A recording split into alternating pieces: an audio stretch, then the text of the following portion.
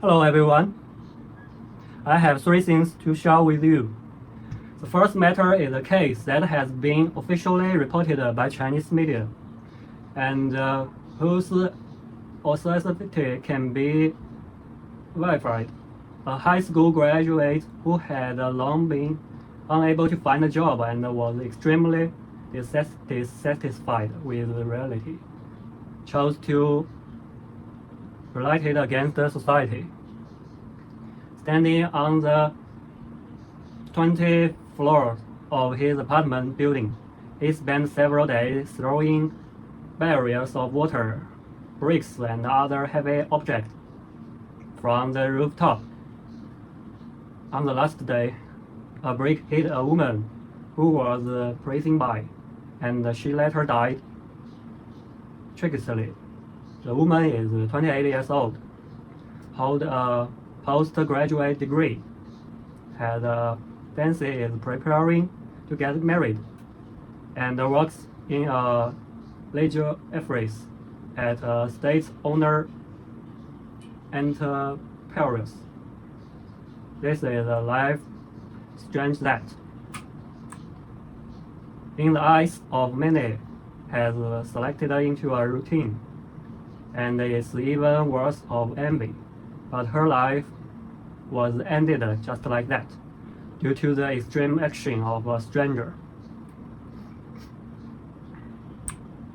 The second matter is a case I saw in a video related to Chinese job recruitment platforms. I cannot confirm the authenticity of this matter with absolute certainty, but it is the most psychologically unbearable among the three accidents. A fresh graduate saw a job posting on a recruitment app and dressed up according to the requirements to attend the interview. Upon arriving at the destination, he found it was a factory on holiday, with no other staff present on set. The so-called interviewer took her into a room inside the factory and confirmed her indoor for an extended period. According to the description, he may have suffered several sexual assaults. The girl then jumped from the second floor, resulting several injuries and leaving her unable to move. The man dragged her back into the room, drove her into a trunk, and drove over 100 kilometers before finally burying her life in the mountains.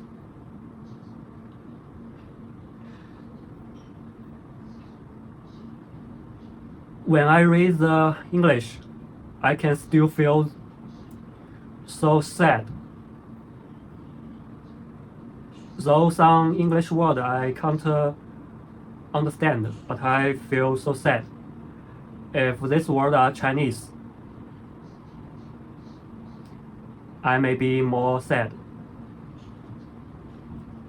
I cannot confirm whether this matter is complete and correct, but the reason it makes me feel extremely uncomfortable is I am also a 2024 graduate with a master's degree and have experienced setbacks, lack of transparency, and various screams in the job search progress in China. I could understand her expectations for that job at the time, but I simply can't imagine the fear and despair she must have felt in that moment.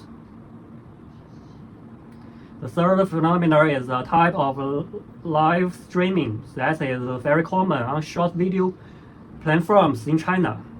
A young man in Henan opened a noodle shop and live streamed on TikTok in China. it's called Douyin. Distributing free or low-cost noodles to local residents, especially the early. Intently, he proved disposable chopsticks and plants, but their extensive use and subsequent indiscriminate disposal placed a heavy burden on the surrounding sanitation workers. Later, he decided to stop providing disposable chopsticks and required everyone to bring their own. As a result, a middle-aged woman who had waited in line for 3 hours without bringing a bowl or chopsticks lost control after being refused and immediately overturned an entire bowl of noodles on the ground. Such conflicts are not uncommon in similar live streams in China. Thanks for your watching. See you next time.